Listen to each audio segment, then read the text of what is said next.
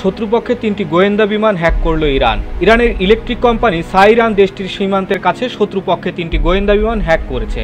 ইরানের প্রতিরক্ষা মন্ত্রণালয়ের অধীনে পরিচালিত কোম্পানিটি সোমবার এই তথ্য প্রকাশ করেছে। তবে বিমানগুলো ঠিক কোন দেশের এই সম্পর্কে বিস্তারিত কোনো তথ্য প্রকাশ করা হয়নি।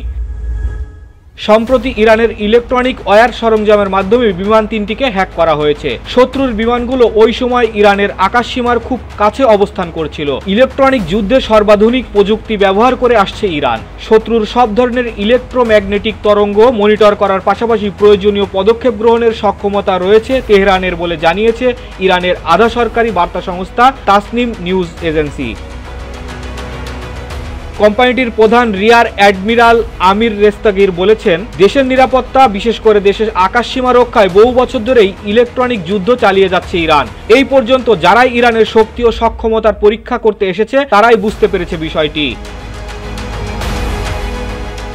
তাসনিম নিউজকে দেওয়া সাক্ষাৎকারে তিনি বলেন, ইরানের সশস্ত্র বাহিনীর যে সক্ষমতা রয়েছে তাতে কয়েকশো কিলোমিটার দূরে অবস্থানকারী শত্রুর যে কোনো সরঞ্জামে বিঘ্ন সৃষ্টি করতে পারে।